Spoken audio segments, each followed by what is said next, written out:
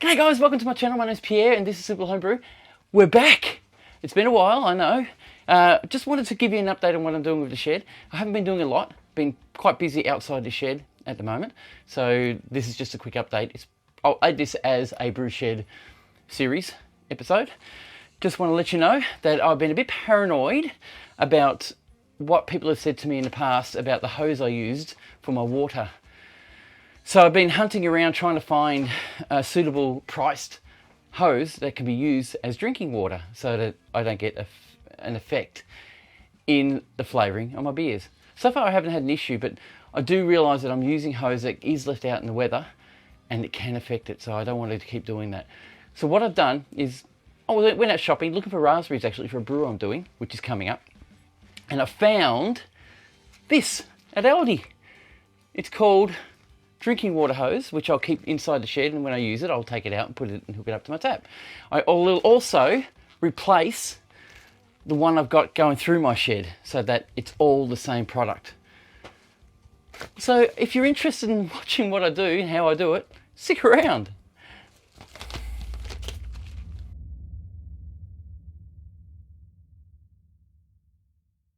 So I've unpacked one of them. I had bought two.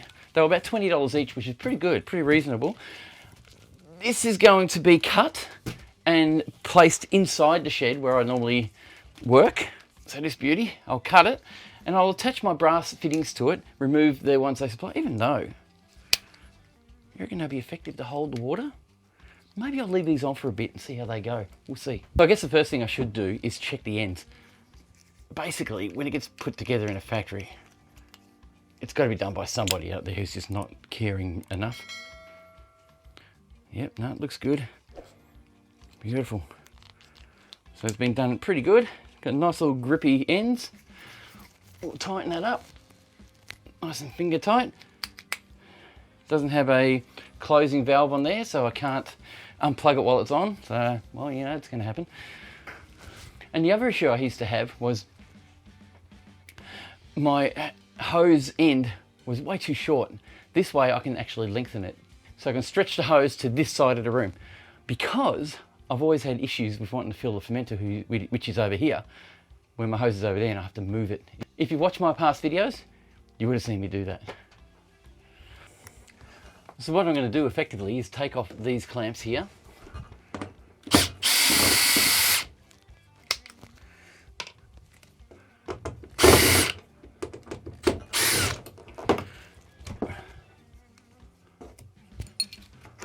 And remove my hose.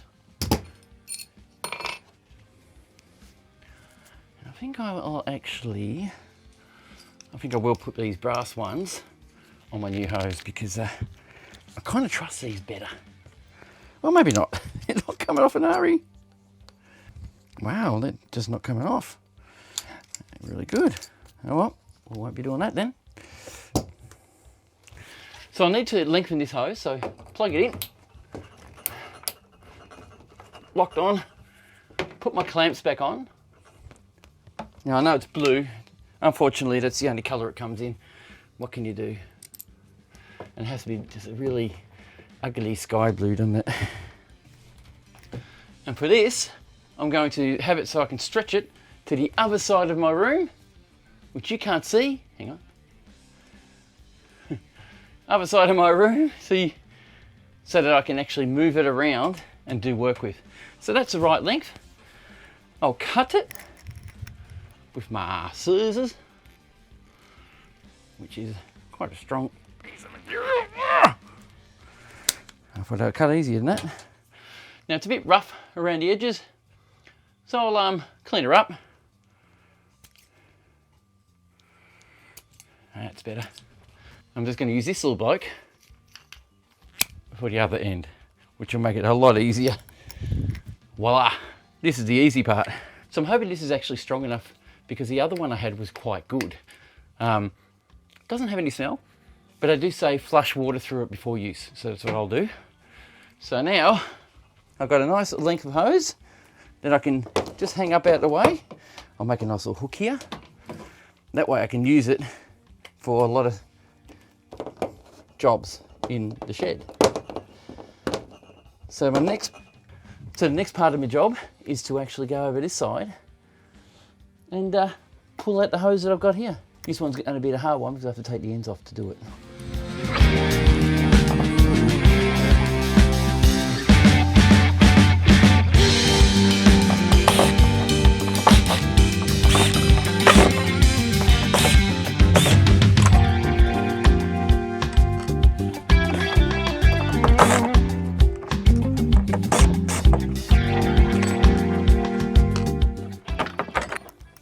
The good thing about this, it was never attached to underneath, so I should be able to just take the end off and pull it out from underneath the shed.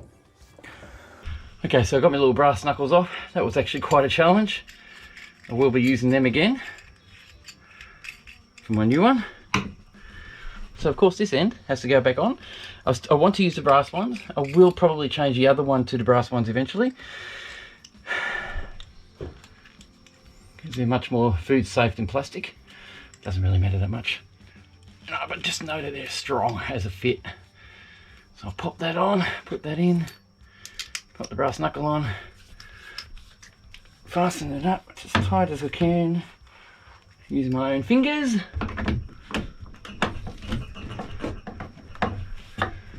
And then I will feed the hose down through the floor. You can't see what I'm doing. So now I'm in fisheye mode, sorry about that. Hopefully it's stable. I have my hose here, just under the shed. I need to drag that out. Now there's way too much hose here for what I need. So I'm going to drag that out and bring it over here and bring it here. So I need to connect it where that one is, which you can't see at the moment because I haven't whippersnipped in the last week. Now, I'm not going to pull it tight because if I pull it tight, it'll kink at the other end and it'll block the hose, which is what I don't want. So right now, I've got my brass fitting here. I need to remove this hose off here and drag it out and replace it with this one and put my brass fitting on it. So I'll do that right now. I'll speed you up.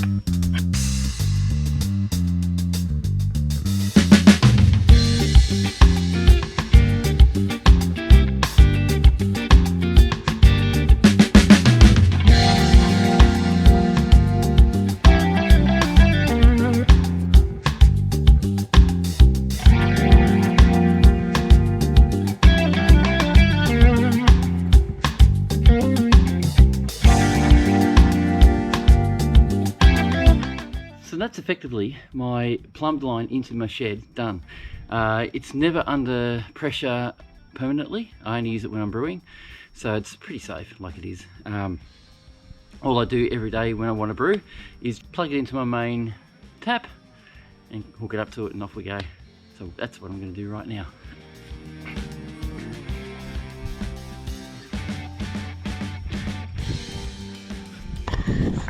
Well, I've run into a snag. Like usual, something goes wrong. As you can see, here's my blue hose. Probably too far away. Stop your barking. Oi. As you can see, there's my blue hose running along here all the way to the shed. Now this is 10 meters of hose apparently. It gets to here. It's too short. I need to lengthen it just by a little bit. Or I could effectively undo that clamp and hopefully that'll be long enough to reach. We'll try that first before going down the street.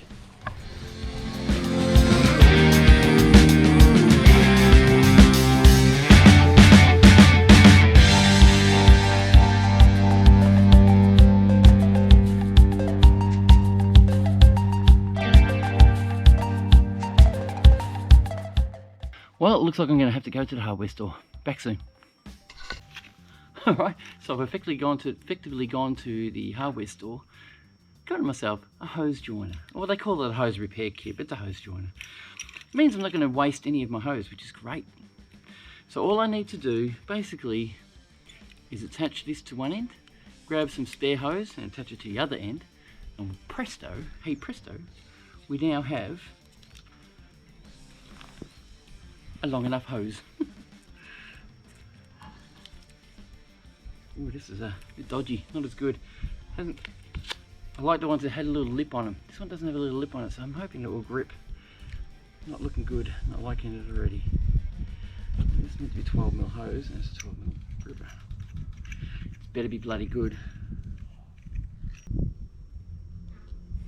Seems to have gripped alright. We'll do the other side. So I'm going to keep that length. Just keep it because it's usable. Nice clean end. Well,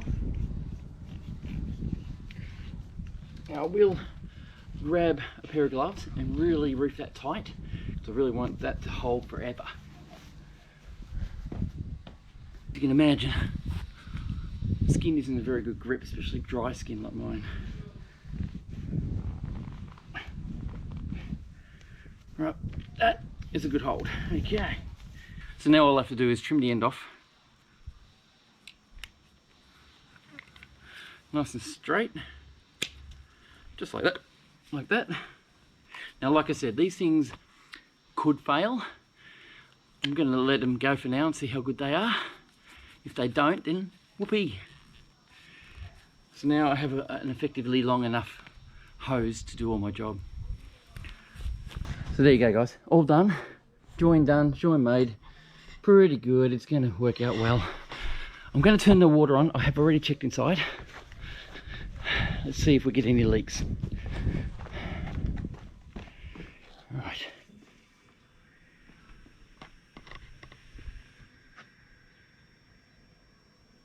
I heard it pressurise. Doesn't seem to be anything coming out. We have a leak straight away. Look at that. So I'm going to have to turn it off and fix that. I'll be back. Well, this little rubber bit, I left it on and screwed the brass knuckle on, and I thought, well, it would have passed this hose, but what happened is one of these little plastic prongs folded up, you right there, and got caught like that, so it didn't seal. So this time I will put it around it and then join it. That should work a lot better.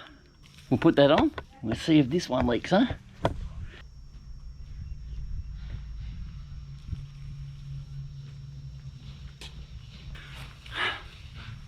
Looks good. Pressure's on. No leaks. Awesome. Right, let's have a look what happens inside. Let's have a look at what happens inside. Right, no leaks. Nothing coming. Right, we have no leaks there. Under pressure. Oh, no pressure. Look at that. See?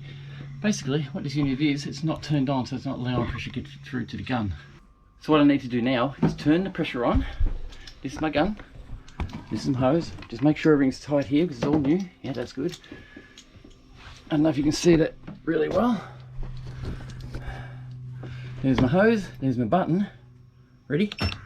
There we go. Hear that? It's pressurizing. We get no leaks. We get no leaks. Good.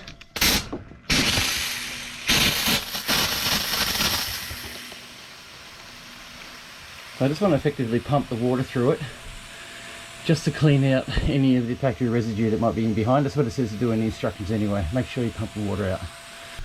So I'll water a bit of the garden. Looks like I've got a lot more power out of this one too. I had a lot of trouble last time. I think the issue was I had it kinked under the house. So I think that'll be enough. That's probably more than enough water to take out. So that's it. So I've finally upgraded my hose. Now it is a food safe system. I'm pretty sure it was before, but I just didn't trust it, even though I did a bit of reading and a lot of people said who drive those big nomads, the grey nomads, drive those big transit vans around Australia, you know the ones, you know who I'm talking about, they have found that it does have flavour. So mine hasn't yet, but I didn't want to take any more chances. So I'm now using a hose that you can drink from. So here we go. So this hose now will be packed up in my shed every day and only brought out when I need it for brewing. So I just want to show you another thing, guys. Remember when I was talking to you about the covering on my bench? Basically that covering was a yoga mat, and the yoga mat was made of a material that seemed to react with the coating that I had on the bench. So I tore it off and took hours scraping it all down. I figured you guys didn't want to know all about that. It was going to be too boring for you to watch. But now what I've done is I got myself a mat, a ute mat or a wagon mat, and if you can see that well, I have now covered my bench in this material. It's quite nice, very soft. Soundproofing is really good. So when I'm doing my brews now, it's going to be less noisy, hopefully, and you'll be able to see what I'm doing much better. So hopefully that's another improvement in the shed, and I'll just keep going from there. Alright guys, thank you for watching, thanks for subscribing, thanks for sticking around for this one. We'll see you in the next one. Cheers!